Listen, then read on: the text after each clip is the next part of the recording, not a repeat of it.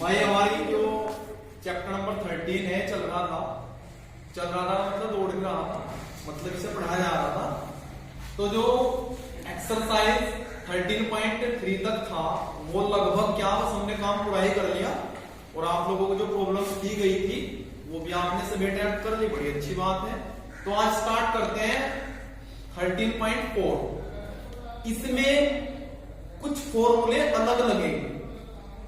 इस प्रश्नावली का जो अगर नाम देखा जाए तो इसमें एक नया टॉपिक पढ़ेंगे आप जिसका नाम है शंकु छिन्नक। शंकु छिन्नक।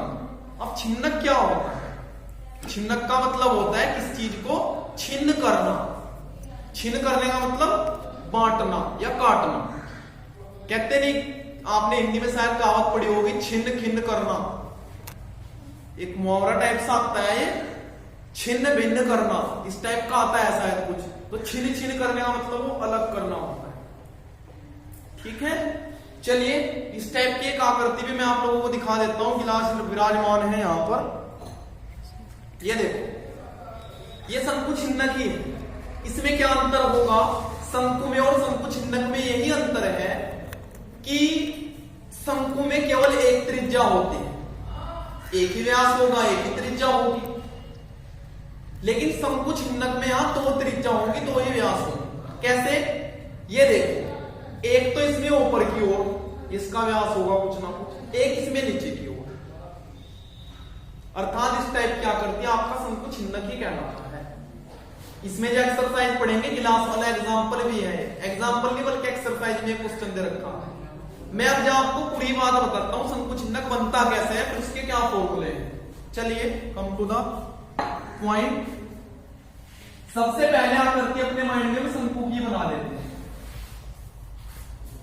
माइंड में क्या बोर्ड पे देख लो,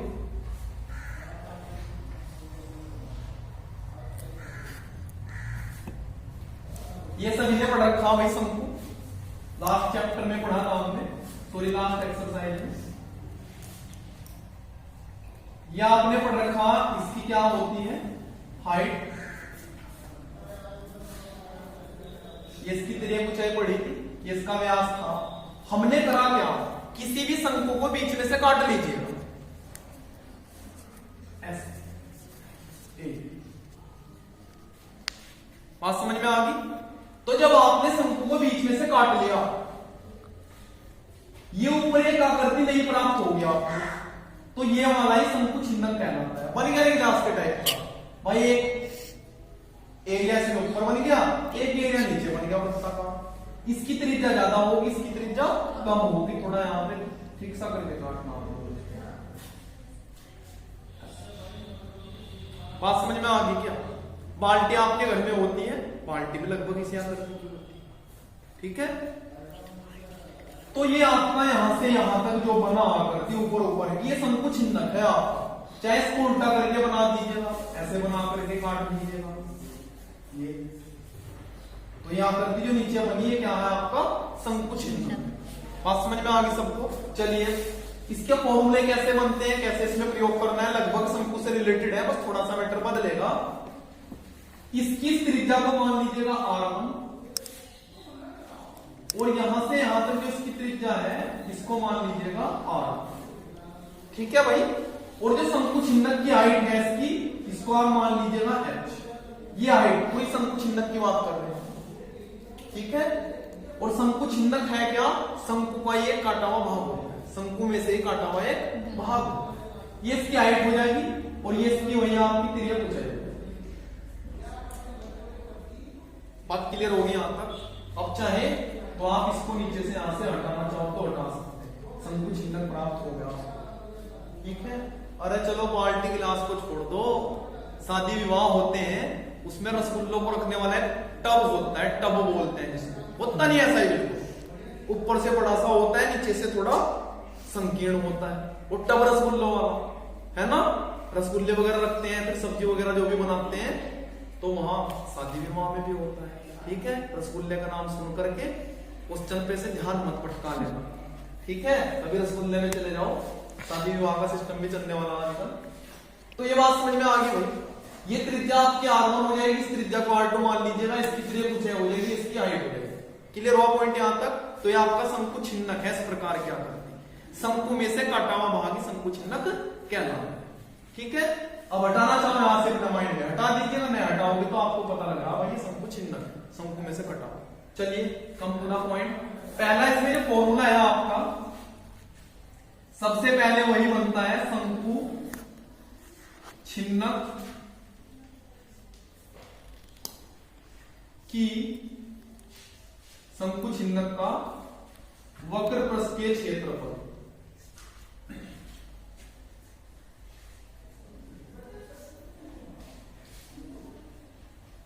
वक्र पृष्ठीय क्षेत्रफल का मतलब CS।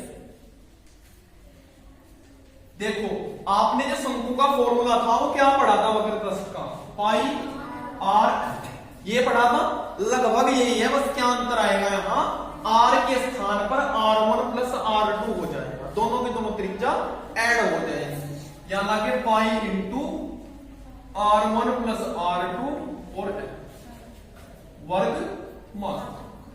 बात क्लियर होगी वही यहां पर?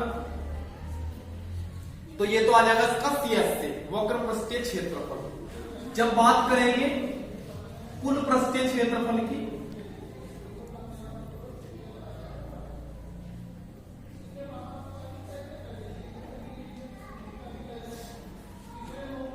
कुल पृष्ठीय क्षेत्रफल का मतलब TS से, इसका फॉर्मूला आपका बन जाएगा, एक तो इसमें CS से जुड़ जाएगा प्लस एक वृत्ताकार सिरा इसमें ऊपर है, एक वृत्ताकार सिरा नीचे है। ठीक है, चूंकि ये कटा हुआ है यहां से, नीचे वाला भाग अभी है नहीं इसमें, वो तो मैंने आपको काट के दिखा रखा। तो इस वृत्ताकार सिरे का भी क्षेत्रफल जुड़ जाएगा, इसका भी जुड़ जाएगा। यहां दो गुणा मत कर देना, क्यों? चूंकि यहां त्रिज्या अलग अलग है, अर्थात क्या हो जाएगा पाई R1 square plus pi R2 square. यहां आके TS से आपका ओवरऑल बन जाएगा, CS से की वैल्यू रख दोगे pi R1 plus R2 into L और plus pi R1 square plus pi R2 square वर्गमूल। Any problem? समझ गया भाई? तो ये इसका टोटल सरफेस एरिया हो जाएगा। ऐसे ही बात करेंगे इसके आयतन की। अब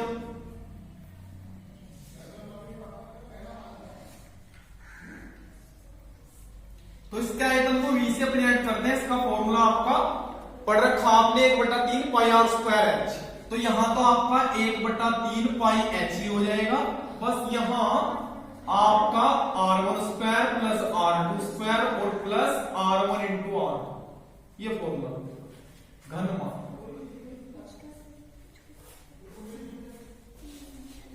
ठीक है, तो ऊपर लिखना चाहे तो आप ये भी लिख सकते हैं कि शंकु छिन्नक की त्रिज्याएं R1 व R2 तथा ऊंचाई H और तिर्यक ऊंचाई L है, तब लिख देना हिंदी में ऊपर शंकु छिन्नक का वक्र पृष्ठीय क्षेत्रफल, कुल पृष्ठीय क्षेत्रफल, फिर आयतन।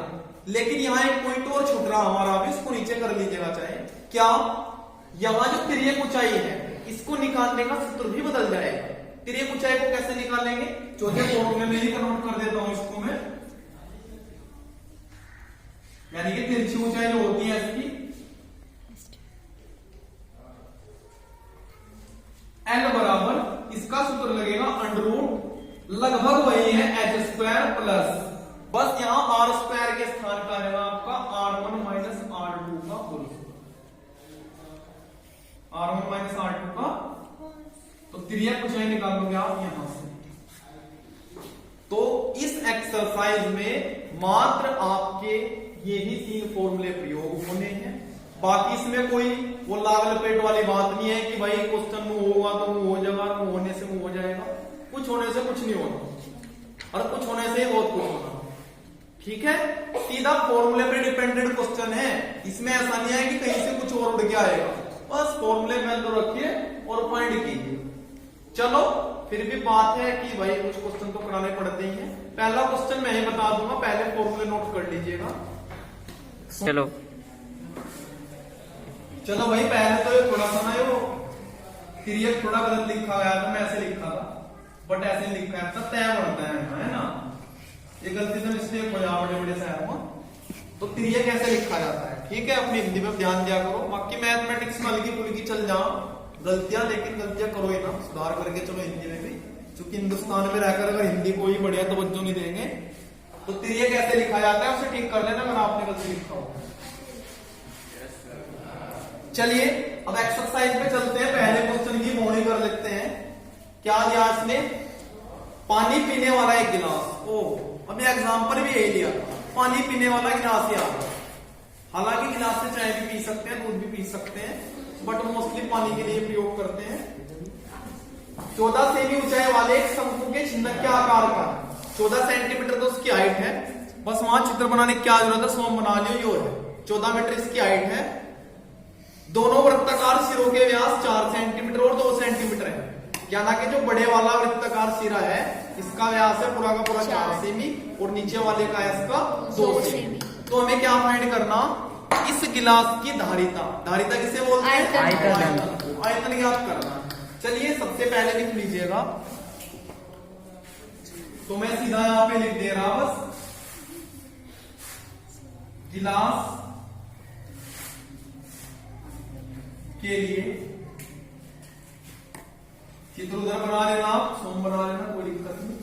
पहला व्यास है D1, पहले चलो हाइट लिख दो, हाइट दी 14 सेंटीमीटर और व्यास D1 बराबर कितना दिया, 4 सेमी। यहां से त्रिज्या फाइंड कर लो R1 कितनी हो जाएगी, 2 सेमी। और व्यास D2 दिया इसने 2 सेमी, त्रिज्या जाएगी आपकी R2 1 सेमी। यहां तक कोई दिक्कत भाई। तो क्या निकालना गिलास की,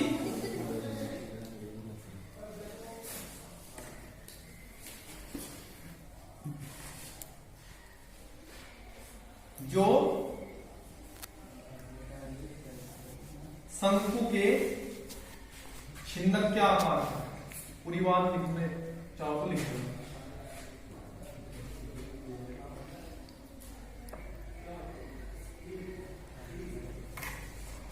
ठीक है भाई, तो क्या लिख देंगे, गिलास की धारिता जो शंकु के छिन्नक के आकार का है। आयतन वाला फॉर्मूला लगा देंगे, क्या बताया था, 1/3 पाई h into R1 square plus R2 square into R1 into R2। ठीक है भाई, घर माते अभी आगे घर माते बिना वैल्यू रखे तो अब घड़ी चक्कर ध्यान दे लिया कर।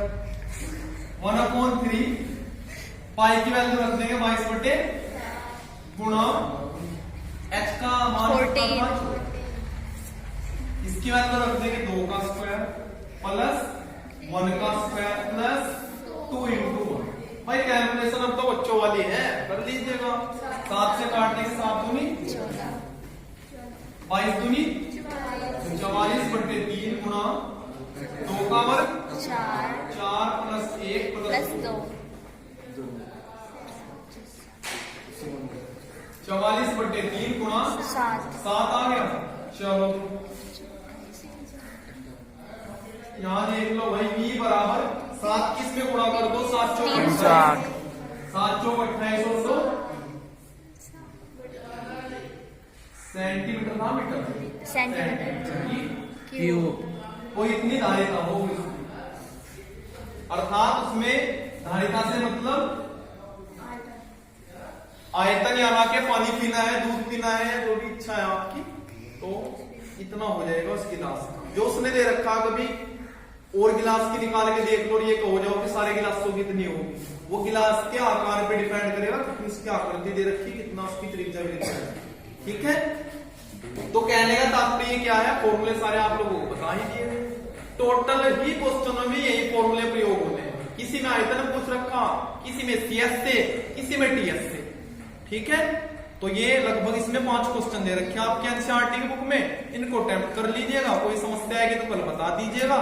और चैप्टर नंबर जो आपका 13 है वो आज हुआ फाइनल। ठीक है, तो बोल सच्चे दरबार की जय। चलो।